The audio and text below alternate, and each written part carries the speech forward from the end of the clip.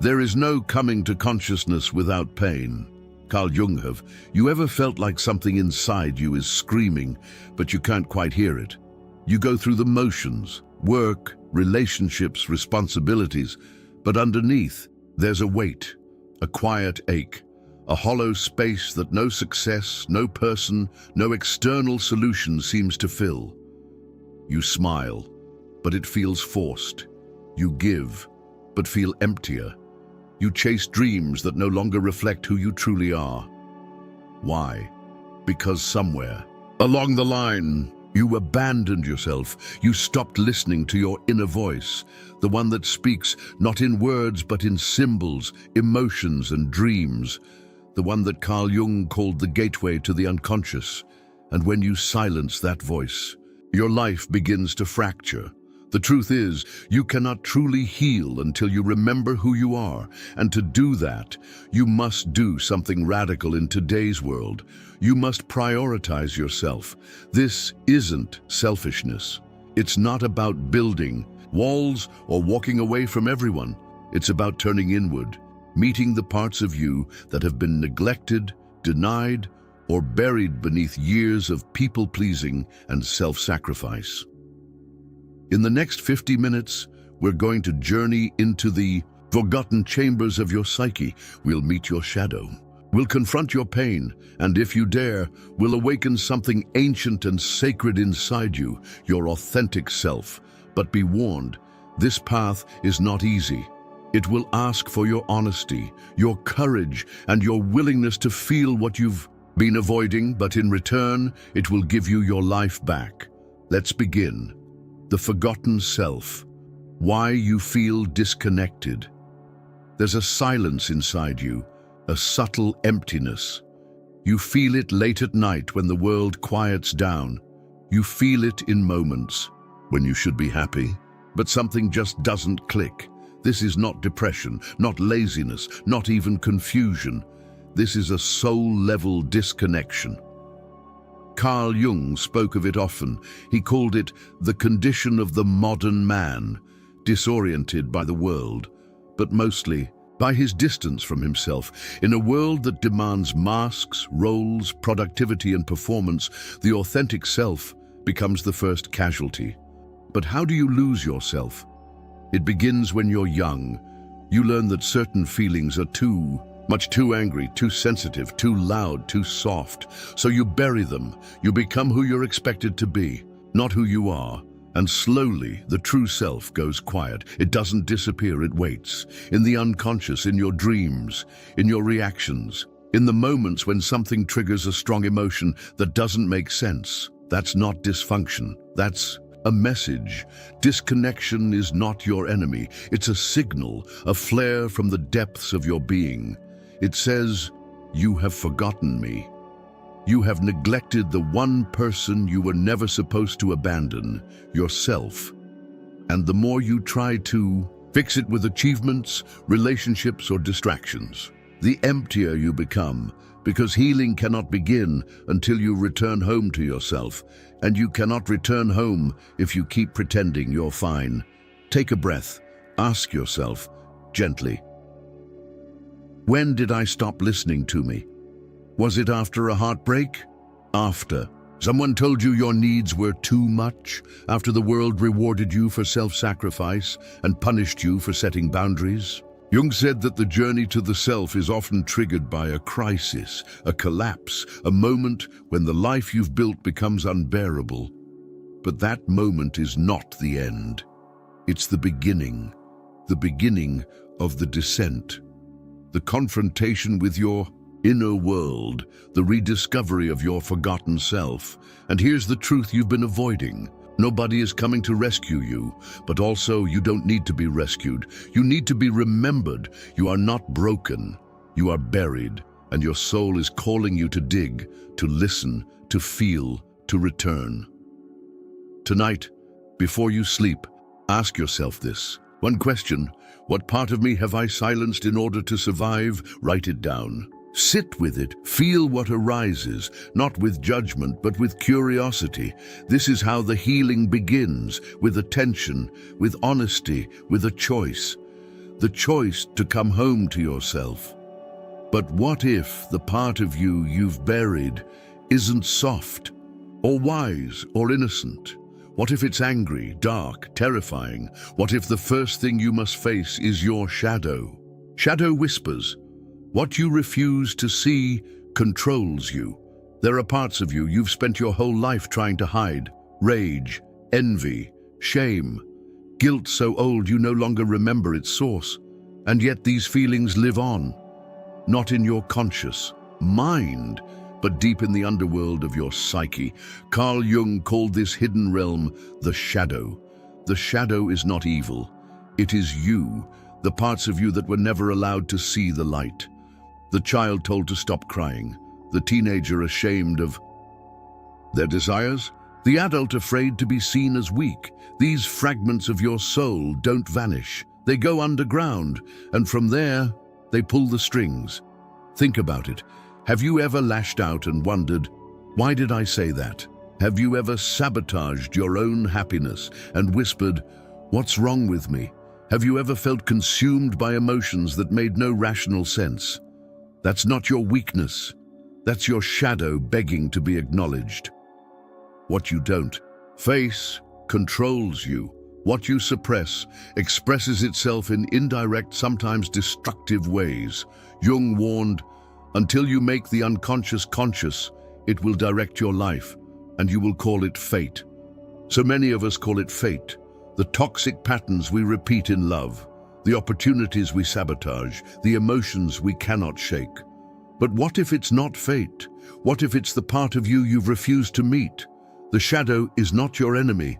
It is your exiled self, a mirror to your deepest wounds and your deepest wisdom. But it won't speak in words. It speaks in discomfort, in triggers, in patterns, in the emotions you're ashamed to feel.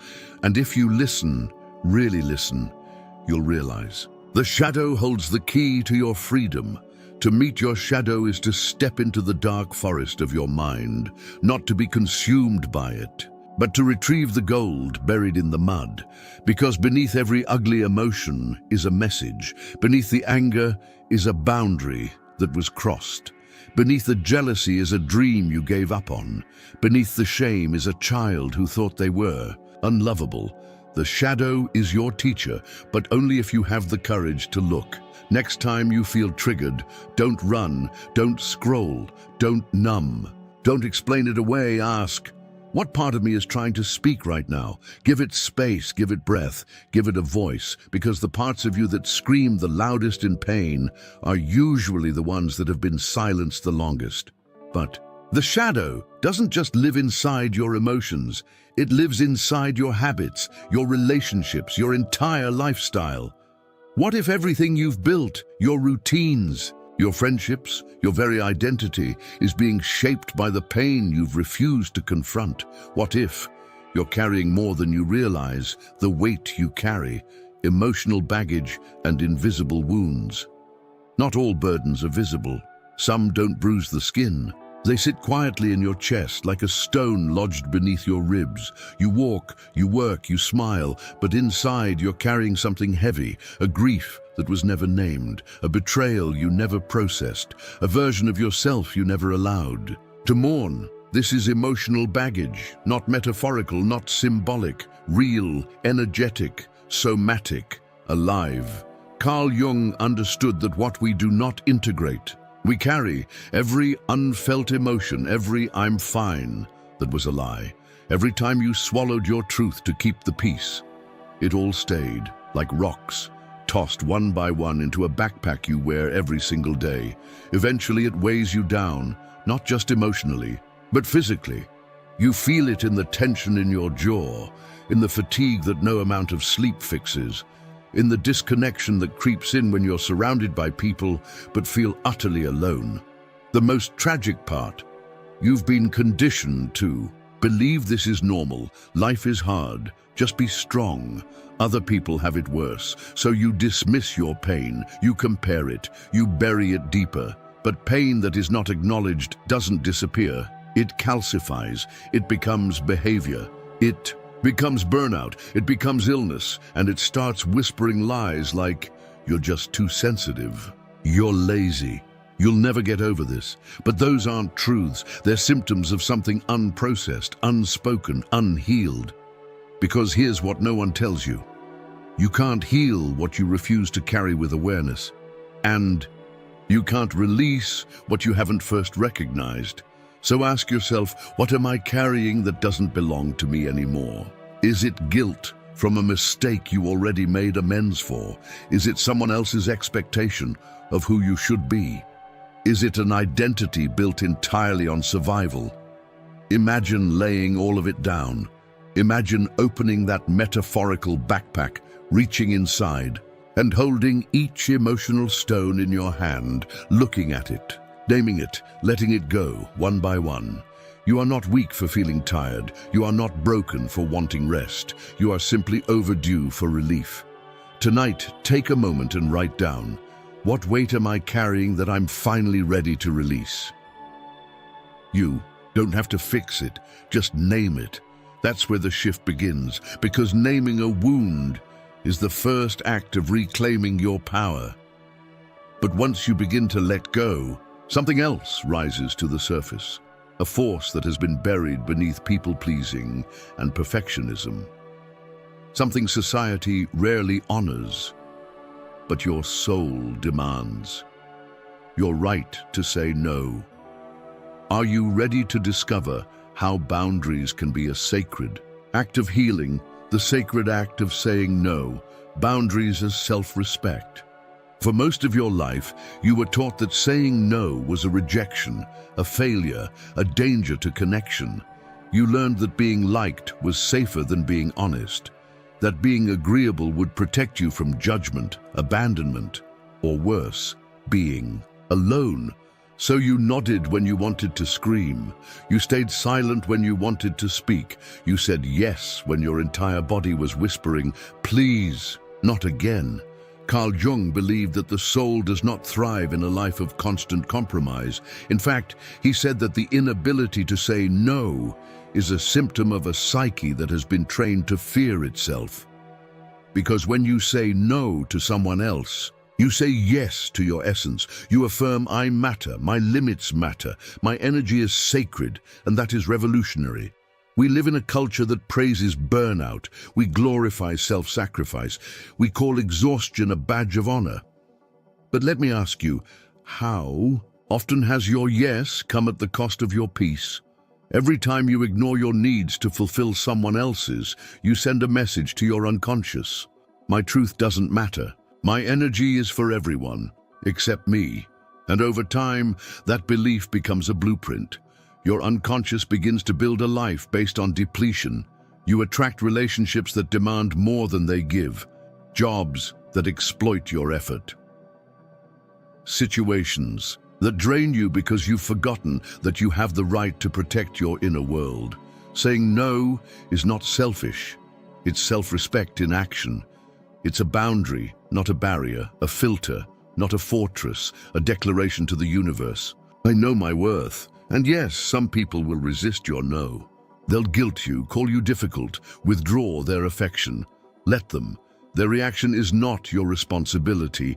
Your alignment is, because when you stop leaking energy to people, places, and habits that dishonor your truth, you make space for what actually nurtures you. Think of your life like a sacred garden. Every time you say yes to what depletes you, it's like letting weeds choke out your flowers. But when you say no from a place of clarity and love, you begin to bloom. This week, practice saying one sacred no to a request, to a habit, to a story you've been telling yourself that no longer serves you.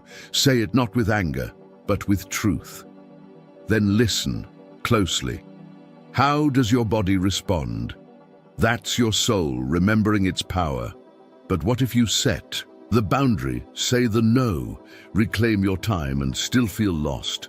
What if what's missing is not protection, but direction? What if the guidance you need is already inside you, whispering in moments of silence, déjà vu, or dreams? It's time to meet it, the inner compass, intuition, synchronicity, and the soul's guidance. There's a quiet voice inside you, not the loud, anxious chatter of the mind, but something deeper, more ancient, a whisper that arrives not through logic, but through knowing. Carl Jung called this inner force the connection between the conscious and the unconscious, and he believed that when we align with it, life begins to speak to us in symbols. This voice is your intuition, and if you've ignored it, you're not alone. We're taught to trust reason over feeling, proof over presence.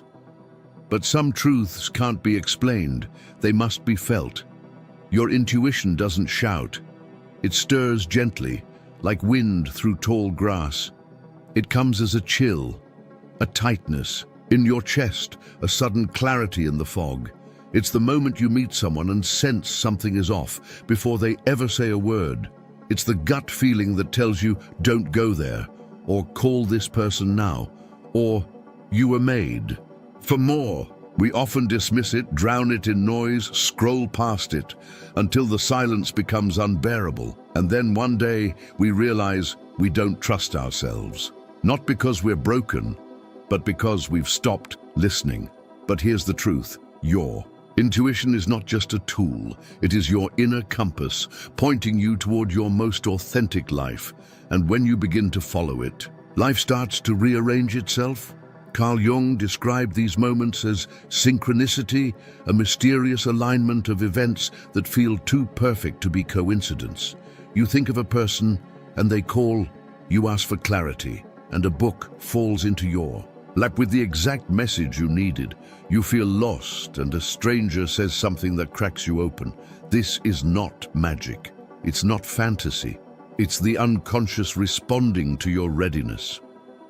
When you make the unconscious conscious, Jung said, you begin to participate in the shaping of your own destiny. Synchronicity is the universe's way of saying, I see you, you're on the path, but to experience it, you must slow down, tune in, trust the subtle currents. This is hard in a world obsessed with speed, but your soul doesn't move in straight lines. It moves in spirals. It brings you back to the same lesson until you finally understand it. And when you do, the path forward unfolds without force, without chasing. It calls you. Pay attention this week. Notice what catches your eye, what repeats, what stirs something inside you. Write it down. What is life trying to tell me right now?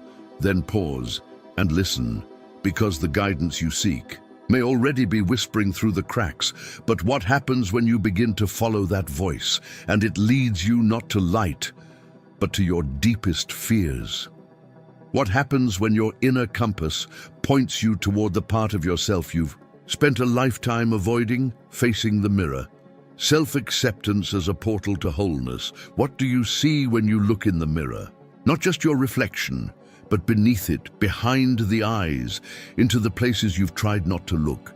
Most of us glance at ourselves, but never truly face ourselves. We fear what we'll find. The regrets, the flaws, the mistakes we carry like hidden scars.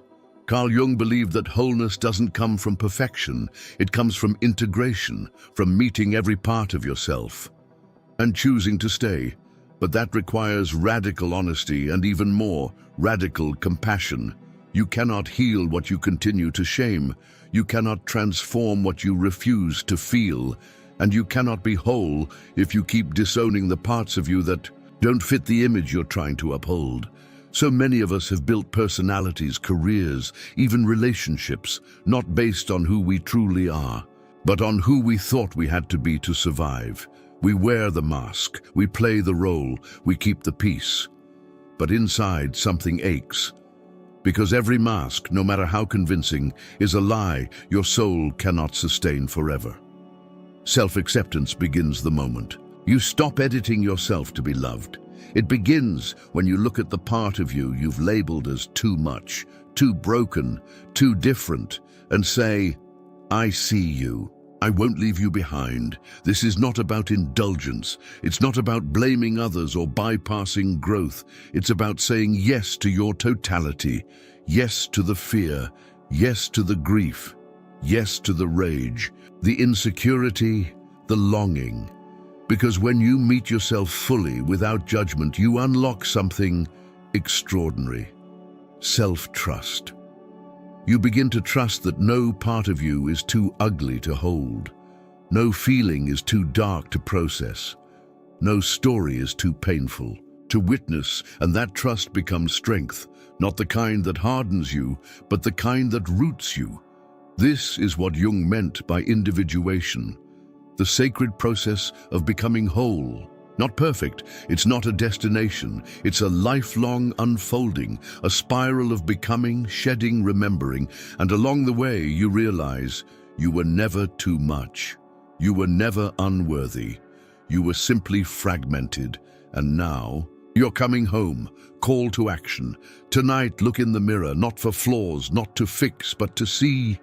Say to your reflection, I'm listening, I'm willing to know you, I'm staying. You may cry, you may laugh, you may feel nothing. Stay anyway, because your soul has waited a long time for you to come back. But when you finally strip away the masks, when the persona crumbles and the old stories fall away, what remains, what emerges from the ashes of all you are not, is all you've always been, your authentic self, the rebirth of the authentic self, healing as individuation. There comes a moment in every inner journey when the masks are on the floor. The roles have lost their meaning, the noise has quieted, and in the stillness, something ancient stirs, a presence, a voice, a truth that feels less like a revelation and more like a remembering. This is you. Not the version molded by fear, not the self trained to perform, but the self that existed before the world told you who to be. Carl Jung called this process individuation, the path to becoming who you really are, beyond the conditioning, beyond the shadow, beyond the false self that kept you safe, but small. And make no mistake, this is a kind of rebirth, not a dramatic transformation overnight, but a slow, sacred unraveling of everything that is not you. You begin to feel differently. You begin to choose differently, not because someone told you to, but because your choices now come from alignment, not adaptation. You walk into a room and you no longer shrink. You express a need and you no longer apologize. You say yes only when your soul is a yes, and no when your body tightens in truth. You stop chasing approval because your worth is no longer negotiable. And here's the miracle.